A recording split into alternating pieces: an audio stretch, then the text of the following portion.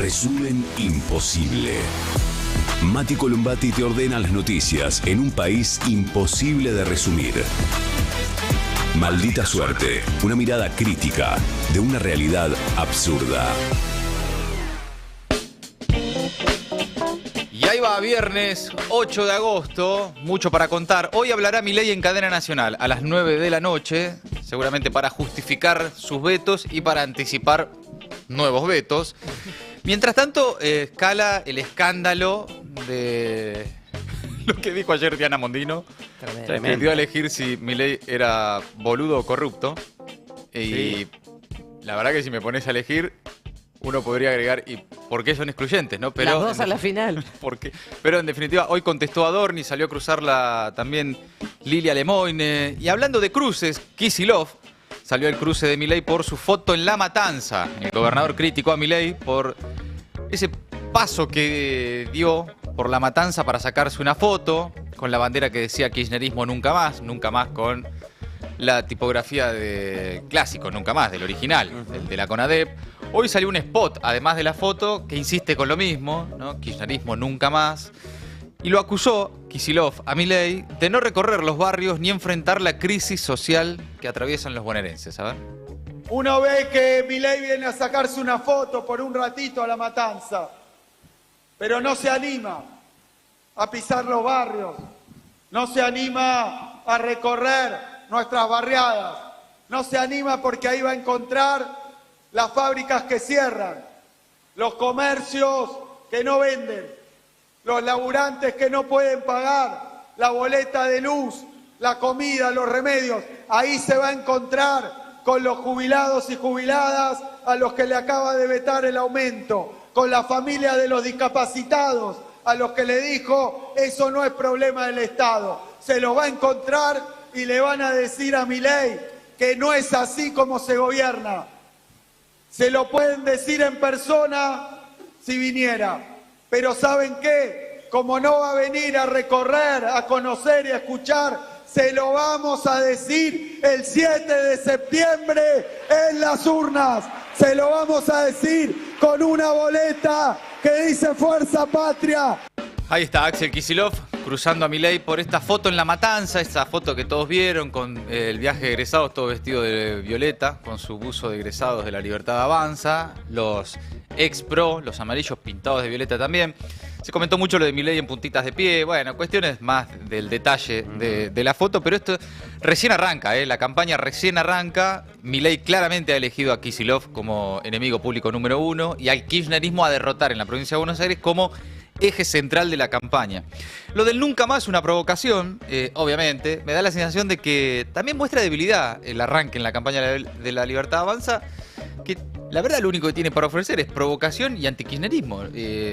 Sí, No mucho más, realmente para ser gobierno nacional parece bastante poco, ¿no? Como promesa de campaña, pero bueno. Sí, y además para alguien que pretendió ser un líder popular, digo, en el sentido amplio de la palabra Evidentemente lo han popular. abandonado, asociándose al PRO y a lo más viejo de la élite política. Evidentemente han abandonado esa pretensión de ser un espacio popular, ¿no? Sí, pero digo, pues, más allá del video este que sube Oría, de gente sacándose sí. foto con él, que no sé cuánto, pero fue relámpago la visita. Sí, algunos 15 minutos. Para la foto con los dirigentes, para unas fotos ahí muy cuidadas también. Con vecinos de la zona. Porque después salieron en los canales de televisión, ahora vamos a repasar, muchos otros vecinos del barrio que quisieron acercarse para decirle cosas a Milei y no le permitieron pasar. O sea, lo que te muestra el camarógrafo oficial de la Casa Rosada son, bueno, algunas personas que eran parte de la puesta en escena, ¿no? También. Bueno, salió Estela, esta mañana, Estela de Carlotto, a hablar sobre esta bandera que usó La Libertad Avanza ayer, de campaña en la provincia de Buenos Aires. Señaló que es lo de menos y dijo que estamos en una pelea con esta gente. Indignado por esta bandera kirchnerismo nunca más con el logo del nunca más. Y bueno, se ve que no tienen cerebro, por eso tienen que copiar y sobre todo ofender. Entonces han puesto lo mismo y que en otro sentido, ¿no? Pero bueno, esto es lo de menos, es un detalle de que no es que hay que soportarlos, sino que hay que ofenderlos, pero hay que ver que estamos en una pelea, es horrible la palabra, pero tremenda. Es muy interesante lo que dice Estela, porque le preguntan desde la indignación que genera ver el nunca más manoseado, todo lo que sea. Ahora, Estela dice, bueno, eso es lo de menos, sí, es una provocación. Lo que hay que pensar acá es el fondo, ¿no? ¿Contra quiénes estamos peleando? ¿No? Porque también es parte de lo que charlábamos el otro día, las formas y el fondo, ¿no?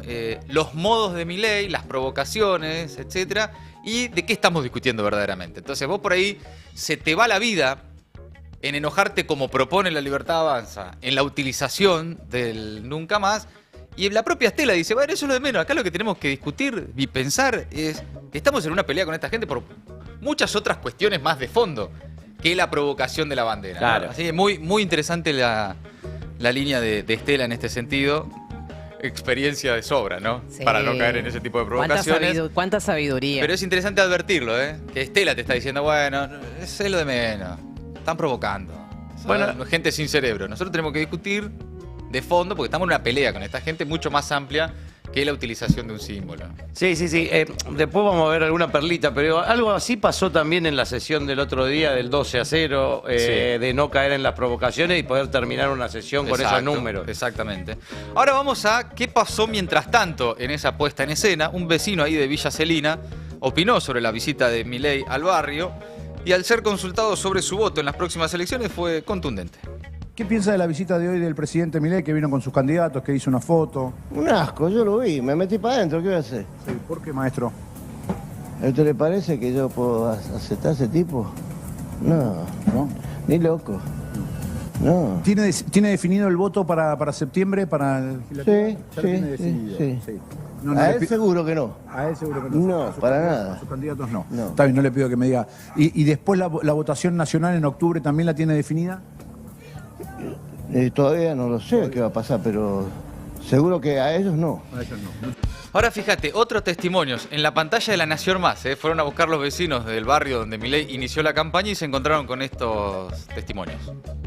Si hubiese podido acercarse, ¿qué le quería decir? Y que trate de cambiar algo, porque yo hace 1 año y medio que me quedé sin trabajo. ¿De qué trabajaba? Yo trabajaba en una fábrica metalúrgica. Ya no va a venir Milei a ayudar, porque hoy lo que hizo es política. Se bajó, se sacó la foto y se fue, en vez de escuchar las problemáticas de los vecinos. ¿Lo vio Milei hoy? Sí, lo vi que bajó de una camioneta, habrá estado 4 minutos y se fue, sacó unas fotos, todo muy rápido. ¿Cómo se vive acá? Y acá la gente vive el día a día. La gente, la mayoría vive de los comedores. Bueno, 4 minutos dijo la señora en realidad que tuvo Milei, ¿no? Allá exageraste con los 15 Sí, minutos. a mí yo había leído 15 minutos, pero la señora que estuvo ahí en el lugar dijo 4 minutos, bajo de la camioneta, se hizo la foto con, bueno, el viaje egresado de Violeta, un par de contenidos para redes, unos videitos, y se fue muy rápidamente, ¿no? Bueno, Milei habla esta noche en cadena nacional. Golpeado por una nueva derrota legislativa en diputados, el presidente se referirá a su decisión de ir contra los proyectos del Congreso, que según él atentan contra el equilibrio fiscal. El mandatario ya vetó la ley de discapacidad y el aumento a jubilados y planea, según anticipó, seguir el mismo camino con la emergencia pediátrica y el financiamiento de universidades que se aprobó esta semana en la Cámara de Diputados. Hoy 9 de la noche, cadena nacional de Javier Milei, así lo anticipó Manuel Adorni en conferencia de prensa desde Casa Rosada. Yo no voy a hablar ahora de los vetos y de lo que ocurrió en el Congreso, porque hoy a las 9 de la noche, 21 horas, hay una cadena nacional que va a estar brindando el presidente de la Nación, precisamente haciendo alusión a la pregunta que vos me haces, así que permitime no contestarte porque lo va a hacer el presidente de la Nación hoy a las 21 horas en cadena nacional desde el Salón Blanco, entiendo. Bueno, chicos, no sé qué planes tienen para hoy de la noche, viernes 9 de la noche. Qué ganas siempre también de hacer los actos sábado a la noche, viernes a la noche. Deja descansar a la gente, Javito. Yo creo que la gente va a descansar igual, ¿eh? Sí, bueno. Me da la sensación de que la cadena nacional de hoy a la noche, qué sé yo. Yo estoy muy metido con La Voz Argentina. Ajá. Yo también. La última. Y además son los últimos días del CONICET abajo del mar, porque se termina el domingo. Y ahí la cadena nacional lo agarra. Así que yo tengo plan para esta Hoy noche. 9 de la noche, el fondo del mar, chicos. Antes que al pescado este. No sé a cuál te referías, pero... No, al del CONICET. Al del fondo del mar, al del fondo del mar. CONICET. Exacto. A Mar del Plata. Bueno, más temprano el jefe de gabinete Guillermo Francos anticipó que el gobierno sostendrá las reformas implementadas por los DNU a pesar de las objeciones parlamentarias a través de resoluciones, reglamentos y otras herramientas jurídicas disponibles por el gobierno nacional, es decir, van a insistir con sus reformas. Por otro lado, mucho ruido en las últimas horas con la entrevista, la famosa entrevista ya a esta altura de Diana Mondino. Tremendo. Adorni le respondió a Diana Mondino luego de que la ex canciller dijera que Milei es estúpido o corrupto. Vos elegís, le dijo al periodista. Se ve que no estaba teniendo un buen día, dijo Adorni. A ver. Bueno, con respecto a la primera pregunta, las declaraciones de la ex canciller, la verdad que, digamos, más allá de que es una cuestión para nosotros de segundo orden, porque fue en una entrevista que dio la ex canciller Diana Mondino, hay cuestiones cuando uno ha representado al gobierno, y más en el caso de Mondino, que ha representado a la Argentina ante el mundo. Muchas veces declaraciones hablan más de la persona que del propio presidente en este caso, así que no es algo que tengamos mucho más para decir. Diana Mondino es una persona inteligente, que se ve que no estaba en un buen día o que no tenía claridad en lo que estaba diciendo, o tal vez se vio envuelta en una entrevista para la cual no estaba preparada y hizo efectivamente un comentario absolutamente desafortunado, repito, de una persona que le dio la posibilidad no solo de trabajar para el gobierno, de hacer su aporte a la patria, sino además de representar a la Argentina. Bueno, todo lo que quiera, pero Diana Mondino en la entrevista en Al Jazeera, en Estados Unidos, en inglés y para todo el mundo, no solo dijo lo que dijo, sino que muchísima gente ahí presente no podía creer realmente lo que estaba escuchando. En un rapto de sinceridad total, por cierto, por parte de Mondino. No fue lo único que dijo, que Milei es corrupto o es boludo, sino muchas otras cuestiones que ya repasábamos ayer y que ya habrán visto circular en las redes sociales, pero que dejó definitivamente un montón de temas ahí, sobre todo los más sensibles para Milei y Karina Milei. El caso Libra, la estabilidad de la salud mental del presidente, el asunto de los perros, todo eso de lo que no se puede hablar en la Argentina, temas que están vedados en medios nacionales, incluso críticos del gobierno. Diana Mondino frente a todo el mundo en Al Jazeera diciendo las cosas que dijo, ¿no? A mí me gustaría decir que, por el contrario de lo que, por supuesto, después de esto muchos libertarios salieron a decir, que está dolida por, bueno, no sé, si le iban a dar algún cargo, si iba a tener alguna candidatura, todo etcétera, lo que quiera, etcétera, sí, todo eso. Para el que vio, yo vi la entrevista completa. Para el que vi la entrevista completa, te das cuenta, esto lo dije esta mañana y me parece interesante remarcarlo, ella no fue a prender el ventilador. No, le preguntaron por eso. Y no terminó, fue, pero además claro, hizo todo lo posible para, o sea, esquivar preguntas y qué sé yo. De hecho, cuando lo vimos al entrevistador ayer que decía, por primera vez en la noche, Diana Mondino, porque fue esquivando. Lo que pasa es que el entrevistador fue muy incisivo, tenía muchísima data. Estaba muy dateado, sí. Mucha data, y le fue preguntando, la acorraló, y ella terminó, o sea, o no sé si metiendo la pata o diciendo lo que verdaderamente piensa. Diciendo la verdad, pero claro. Lo que quiero decir es que no fue ahí de despechada a prender el ventilador. No sé. No sé, está la duda, porque estaba como las dos bibliotecas. Primero que también los exabruptos de Diana Mondino, que fue la que dijo lo de los piojos y los gays, qué sé yo, como que lo de los chinos son todos iguales, ese tipo de cosas. Sí, se le suelen escapar cosas. Ahora, el momento, sobre todo ese momento de corrupto pelotudo, básicamente. Sí. La miradita termina con ella, con una carcajada al público y el público todo riéndose. Porque entró en la dinámica, porque era como, bueno, sé qué era pasó, medio un show, ¿viste? Era un Yo no show, era una entrevista con público y ella como que entró en la dinámica en un momento. Pero ella fue a esquivar balas. Sí. Y bueno, no sé, para no mí. las esquivó. Para mí. Las agarró todas no de supo pecho. esquivarlas. También es raro que voy a quebrar una pequeña lancita por Lilia Lemoyne, que plantea, es raro que Diana Mondino vaya a hacer esa entrevista a un mes de la elección y a decir esas cosas. No, yo por eso ayer preguntaba en calidad de qué va Diana Mondino a ese tipo de entrevista. Es una muy buena pregunta. Porque es sorprendente, es una entrevista sorprendente. Es ex canciller, obviamente, todo lo que quieras, pero Es un notón en La Nación Más, acá, qué sé, no sé, como me sorprendió en la escala internacional de Diana Mondino de repente, pero bueno, andá a saber qué hay ahí. Mientras tanto, en la vida real acá, en la urgencia, la crisis laboral, ayer marcha a Plaza de Mayo y pedidos a San Cayetano, una protesta que, como contábamos en los últimos días, unificó a movimientos sociales, sectores gremiales, referentes políticos, la reaparición en la calle de Hugo Moyano, entre otros.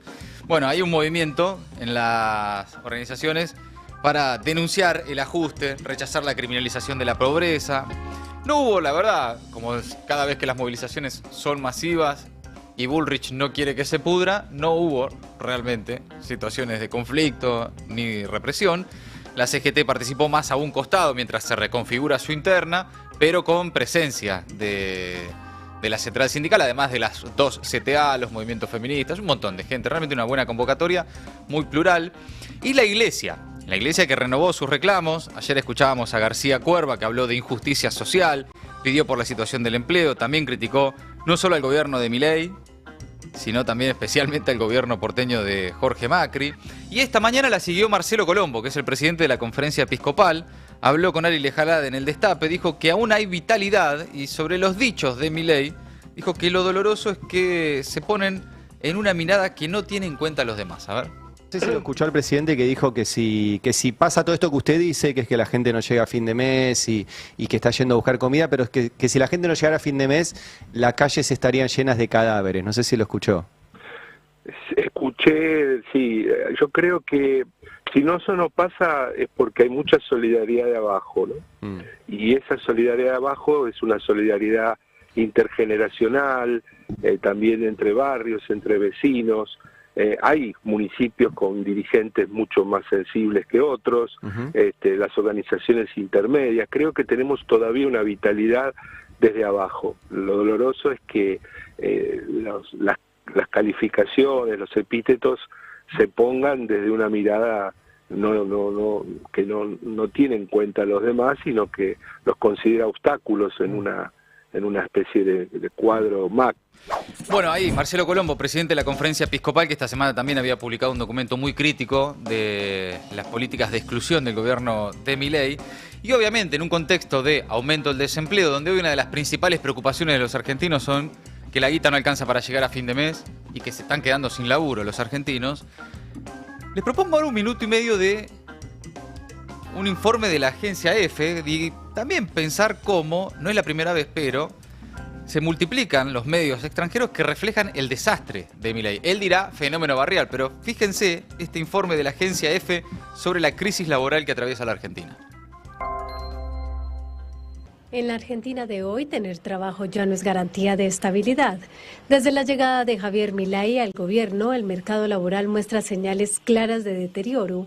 Se pierden empleos formales, crece la informalidad y cada vez más personas, incluso profesionales con estudios universitarios, necesitan trabajos extra para llegar a fin de mes. Florencia Podesta, becaria del Consejo Nacional de Investigaciones Científicas y Técnicas CONICET. Algo que está pasando mucho es que los becarios estamos necesitando cubrir con otras fuentes de ingresos nuestro salario principal. Según el Instituto Nacional de Estadística y Censo INDEC, más del 16% de los trabajadores buscan una segunda fuente de ingresos. Las historias se repiten. Jubilados que manejan autos de aplicaciones, empleados públicos que revenden productos o llevan adelante tareas freelance para no caer en la pobreza. En paralelo, los ingresos pierden poder adquisitivo. Las pensiones mínimas cayeron un 32% desde diciembre del año 2023 y los investigadores del CONICET denuncian una pérdida salarial superior al 40%. En este escenario, millones de argentinos viven bajo lo que la Universidad Católica Argentina, UCA, llama estrés económico, atrapados entre salarios que no alcanzan y un costo de vida en constante ascenso. Trabajar ya no es sinónimo de progreso. En la Argentina actual el sueldo no cubre lo básico. Va a estar difícil realmente hacerle creer a toda la sociedad argentina que el problema rumbo a las elecciones de este año es el kirchnerismo en la provincia de Buenos Aires, cuando hasta los medios del mundo están diciendo, loco, la gente en la Argentina está perdiendo el laburo. Sí. Y no es necesariamente por el kirchnerismo nunca más en la provincia de Buenos Aires, que las principales preocupaciones en la Argentina son tener ingresos para llegar a fin de mes o no perder el trabajo. Ponele que para algún sector de la sociedad, núcleo duro, el que, bueno, básicamente siempre pide o antiperonismo o antikirchnerismo, le alcance al gobierno en esta campaña para decir el problema es el kirchnerismo refugiado en la provincia de Buenos Aires. Mirá, qué sé yo, en todo el país la gente está perdiendo el laburo. Y en todo el país claramente no gobierna el kirchnerismo. Y vayamos ahora a cómo aumenta la conflictividad social en toda la Argentina, de punta a punta. El gobierno dice que bajó la conflictividad social, pero a pesar de la represión permanente, de la persecución judicial incluso a los trabajadores o a quienes protestan o a quienes los representan, la conflictividad social está en aumento y se ve en todo el país. Esto lo venimos destacando diariamente, en la mayoría de los casos sin difusión, salvo lo que se ve acá, bueno, en el Congreso, en Plaza de Mayo, más cerca de donde están los medios porteños, pero hay una resistencia, hay tensión y se registra menos de lo que debería, pero hay datos también. El Observatorio de Trabajo y Derechos Humanos de las Facultades Sociales de la UBA, que mide desde hace años las protestas laborales y sociales, viene mostrando cómo aumentaron en 2024 en relación a 2023, pero ya en 2025 en relación también a 2024, las protestas. Esta última semana salió un informe, registró 390 protestas solo en julio, superando la marca de junio de este año, es decir, aumento mes contra mes. Y esto además incluye todo tipo de protestas, paros, movilizaciones, protestas laborales, sociales, cortes de calle, cortes de rutas, retención de tareas, todo tipo de medidas que toman los trabajadores para reclamar por sus derechos. De hecho, en las últimas horas, en los últimos días, el gobierno en realidad salió a festejar la baja de paros. Entonces comparan con datos oficiales la cantidad de paros, pero esto esconde un crecimiento de todas formas de los conflictos laborales. La Secretaría de Trabajo sacó hace unos días un informe que dice que hubo 10% menos de conflictos con paro que el año pasado.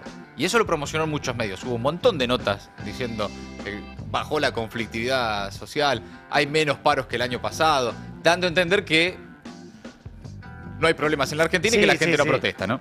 Ahora, según los mismos datos oficiales, aumentaron un 48% los conflictos sin paro. Es decir, cortes, bloqueos, quites de colaboración, otras formas de protestar. Entonces lo que parece estar sucediendo es que hay un cambio en el tipo de protesta. ¿Y por qué hay más protestas sin paro? Obviamente, primero que nada, porque no solo el gobierno nacional, sino también varios gobiernos provinciales tienen muy a tiro, rápidamente, inmediatamente ante cualquier conflicto, la conciliación obligatoria para desactivar los paros. Entonces, muy rápidamente salen las conciliaciones obligatorias a pedido de los empresarios y obviamente entonces hay menos horas de paro, básicamente porque el gobierno lo impide. Y la otra razón es que también hay una conducción sindical o muchas conducciones sindicales que están en tregua, que no convocan acciones. Entonces las bases, las comisiones internas de las fábricas, de los distintos lugares de trabajo, en conflicto impulsan otro tipo de protestas sin la cobertura de la huelga, ¿no? Repasemos solo de los últimos días, para cerrar la semana, cómo se multiplican los conflictos en la Argentina. Atención con, posiblemente en el sector privado industrial, uno de los conflictos más intensos de estos días, que es el de la petroquímica Río Tercero.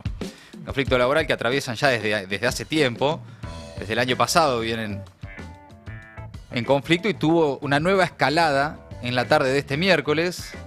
Ahí los trabajadores, el sindicato del personal de industrias químicas y petroquímicas de Río Tercero decidió mantenerse en asamblea en las instalaciones, es decir, en sus lugares de trabajo, cuando fueron informados de que no les van a pagar por ahora el sueldo de julio. Escuchá.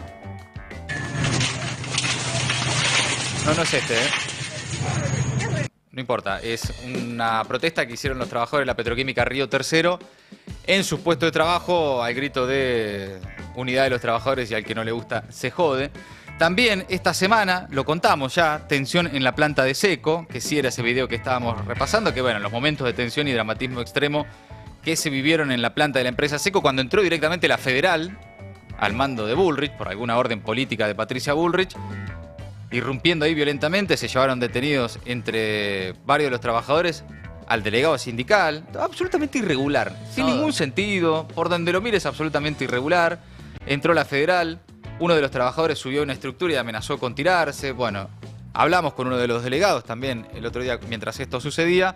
Básicamente 30 empleados del sector de emergencia fueron despedidos recientemente. Pero vamos ahora, por ejemplo, a Tierra del Fuego.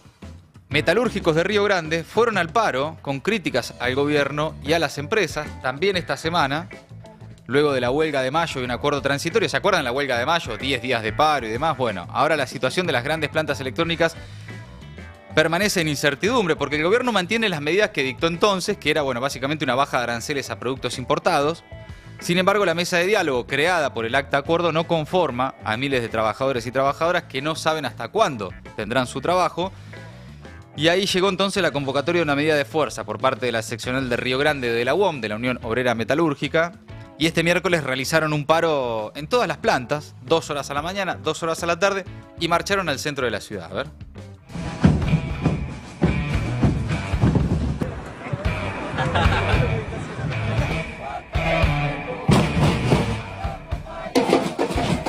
Estamos en el centro de la ciudad de Río Grande, donde se está realizando un acto donde confluyeron docentes que están de paro, pero también una importantísima columna metalúrgica que está realizando un paro en todas las plantas, desde BGH, Mirgor, Radio Victoria, y vinieron marchando desde el Parque Industrial más de 20 cuadras hasta el centro de Río Grande, en el marco del paro, para exigir que las patronales y el gobierno cumplan con la garantía para los puestos laborales, porque en lo que va más de 2 meses desde que fue la huelga de 10 días y el acta acuerdo, no ha habido avances, por lo menos para los trabajadores. Si bien los empresarios han conseguido nuevos negocios, la incertidumbre sigue en todas las plantas, porque no hay garantías para los puestos de trabajo. A partir de diciembre se han perdido 85 puestos de trabajo en FAPESA, la empresa Philips, 85 familias que quedaron en la calle, que se están organizando también y trajeron su reclamo aquí. Han reafirmado no solo su reclamo, sino la unidad con otros sectores, con la docencia que ha venido hoy. Han leído un mensaje del Garrahan y han definido que van a seguir un plan de lucha hasta garantizar todos los puestos de trabajo. Esta baja de aranceles que se va a dar a partir del 15 de enero del año que viene, la pida prácticamente la producción en la isla y deja el 30% de los compañeros en la calle, y por eso estamos marchando hoy, movilizando para que entienda tanto el gobierno nacional, el gobierno provincial y las empresas que necesitamos tener esta garantía de estabilidad laboral por nuestro derecho a seguir viviendo dignamente en Tierra del Fuego. Así es que Bueno, ahí están los testimonios de los trabajadores. Esta semana sucedió una enorme movilización en Río Grande y esta protesta. Realmente cuesta creer que kirchnerismo nunca más sea lo que necesitan escuchar los trabajadores de Tierra del Fuego, que se están quedando sin laburo. La verdad que parece bastante poco, pero también están en conflicto los petroleros y los camioneros de Vaca Muerta, los marítimos, en la provincia de Buenos Aires los trabajadores de Georgalos y de Molinos. Esta semana, por otra parte, la oposición en la Cámara de Diputados consiguió rechazar los decretos que desregulaban organismos estatales y hasta la legislación laboral, entre ellos justamente el decreto que aprueba el régimen de excepción de la Marina Mercante Nacional, que incluye en sus artículos un límite del derecho a huelga que ya fue frenado por varios fallos judiciales. Pero también en el sector público, hoy mismo hay paro de trabajadores de la empresa ARSAT. Escala el conflicto y la crisis en ARSAT entre el derrumbe del presupuesto y los bajos salarios. El secretario general de FOETRA, Claudio Marín, explicó que hoy realizan una retención de tareas y una marcha a tribunales y que el problema principal es que el gobierno se niega a dar una discusión paritaria y que rompe cualquier intento de diálogo. Los trabajadores de ARSAT señalan que tienen absolutamente congelados los salarios desde hace un año y con una deuda desde diciembre de 2023, mientras la empresa está con facturación récord, ¿no? La empresa estatal no paga aumentos de sueldo. Por estas horas también, lo venimos contando, conflicto docente en distintas provincias. Ya hemos hablado de Jujuy, Tierra del Fuego, Santa Cruz, Misiones, Chubut y Chaco. Hoy los docentes que van al paro son los salteños por reclamos salariales. También anda a explicarle a los docentes salteños que el problema es kirchnerismo nunca más. Te mira como diciendo, ¿de qué estás hablando, flaco? Sí. ¿Qué sé yo qué pasa con el kirchnerismo? Soy docente de Salta, acá no hay kirchnerismo y vos me decís que el problema es el kirchnerismo en la Argentina. Bueno, también esta semana, vos fíjate, recién te mostraba una protesta en Río Grande.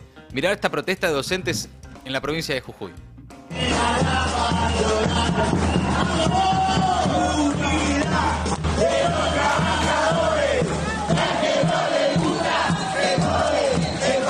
El mismo canto que se extiende en distintas provincias, en distintos conflictos, tanto del sector privado como del sector público.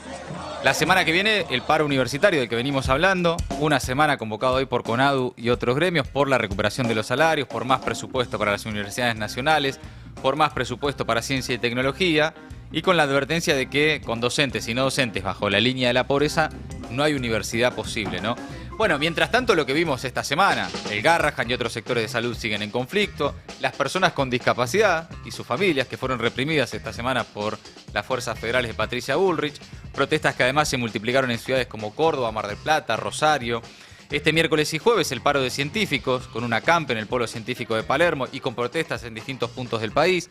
Sumale Vialidad Nacional, los trabajadores del INTI, del INTA y seguimos. Anda a explicarle a todos esos trabajadores en todo el país que el problema es kirchnerismo nunca más. Realmente parece bastante poco para quien por estas horas no llega a fin de mes o tiene miedo de quedarse sin laburo. Ni hablar los que ya se quedaron sin laburo, que ha aumentado el desempleo, o los que tienen laburo y no llegan, ¿no?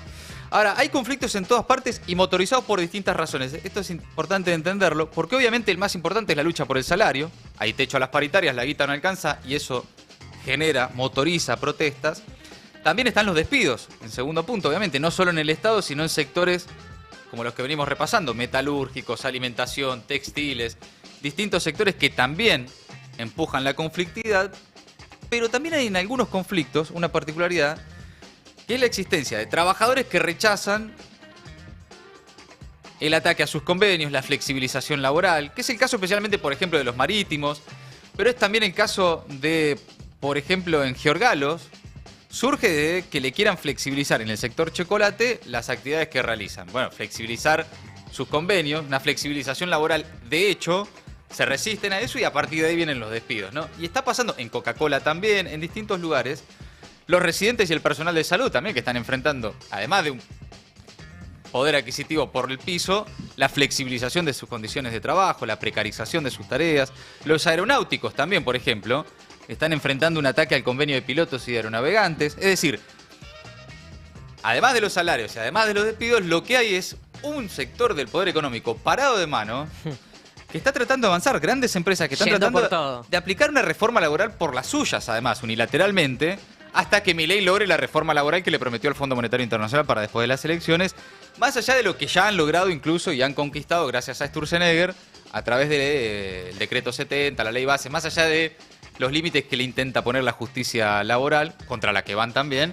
De todas formas, sectorialmente ya hay grandes empresas que avanzan en sus propias reformas laborales y eso está generando, obviamente, por estas horas, un aumento en la conflictividad laboral en todo el país. Bien, amigos, amigas, hasta ahí las últimas noticias de la Argentina. Vamos a ver qué está pasando en el mundo, Ori. Empezamos con un guiño esta semana y hemos mencionado en varias oportunidades la mirada que están teniendo medios internacionales sobre lo que sucede acá en la Argentina. Así que les traje un fragmentito de un noticiero francés. A ver, ¿cómo se está hablando? Tape à l'œil.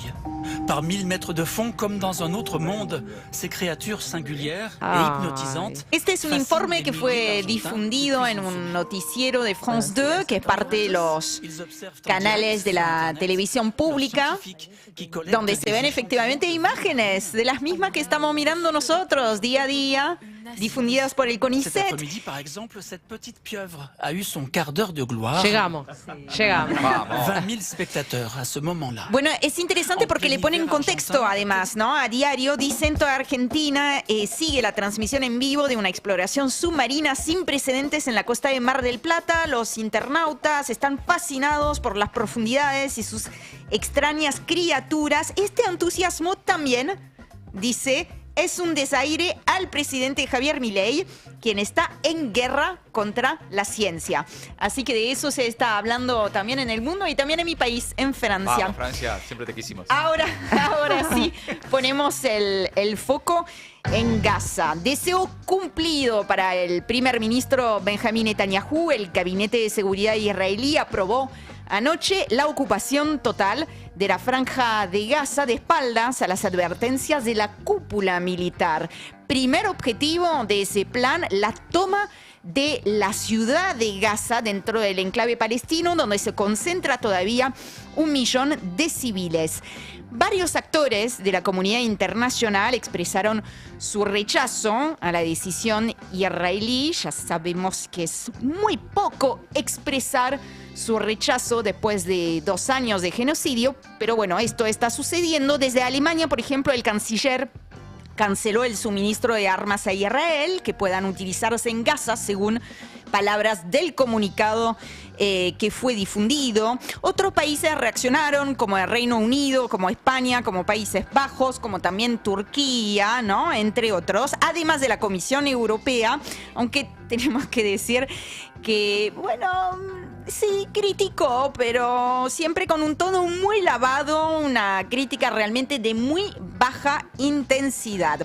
Todo esto además, por supuesto, de las denuncias de las Naciones Unidas. ¿Por qué? Porque la ocupación de la Franja de Gaza es ilegal, es también criminal, considerando el derecho internacional. Es también una sentencia de muerte para los secuestrados israelíes y así se lo manifestaron los familiares de los rehenes al gobierno de Benjamín Netanyahu.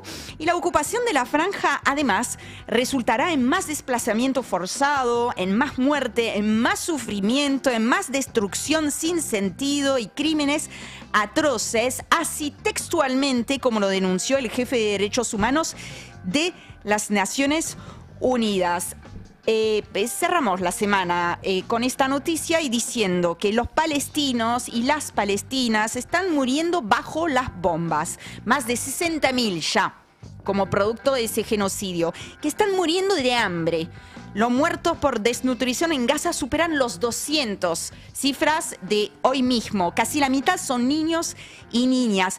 Y mueren también intentando conseguir comida. Una investigación de Médicos Sin Fronteras vino en las últimas horas también a confirmar lo que ya se sabía y que ya venían denunciando las agencias de las Naciones Unidas y las organizaciones de derechos humanos.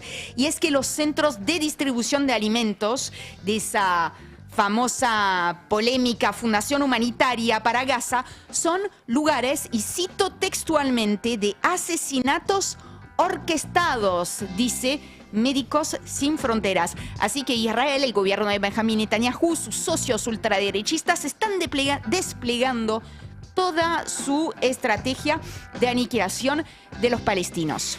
Este sábado hay una marcha a Plaza de Mayo contra el genocidio en Gaza, convocado por el Comité Argentino en Solidaridad con Palestina, que confirmó para este sábado 9 de agosto una multitudinaria, seguramente multitudinaria marcha hacia Plaza de Mayo, como la que hubo hace muy poco en el puerto de Sydney, sí, por ejemplo, como las que hubo en Londres, como las que hubo en Nueva York, y un poco la intención, me contaban algunos organizadores de esta movilización, es mostrarle al mundo que la posición argentina sobre el genocidio en Gaza no es únicamente la de Milei, ¿no? Entonces, también a las puertas de lo que podría llegar a ser la visita de Netanyahu a la Argentina, o al menos de eso se habla. Se está barajando esa hipótesis. La convocatoria por eso es salir a las calles también para rechazar esa Sí, no le estoy viendo mucha visibilidad. No, yo tampoco. No, claramente. Cosa que ojalá sea multitudinaria. Bueno, me preocupa. Ahí voy a estar justamente muy difícil. mañana. Es un tema muy sensible en los medios, particularmente en la Argentina. Es un tema muy complejo.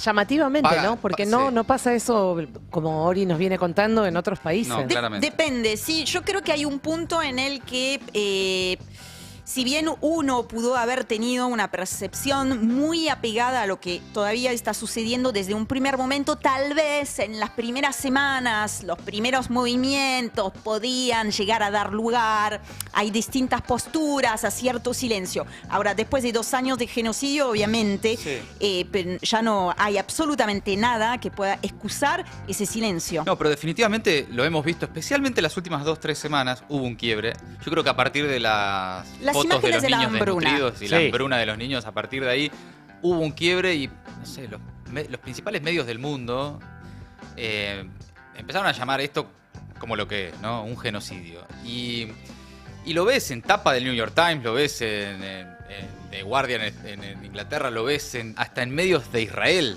Ya empiezan, y eso que tardaron ¿no? muchísimo, claro. Digo, y acá no, pero acá no lo ves, no es un tema.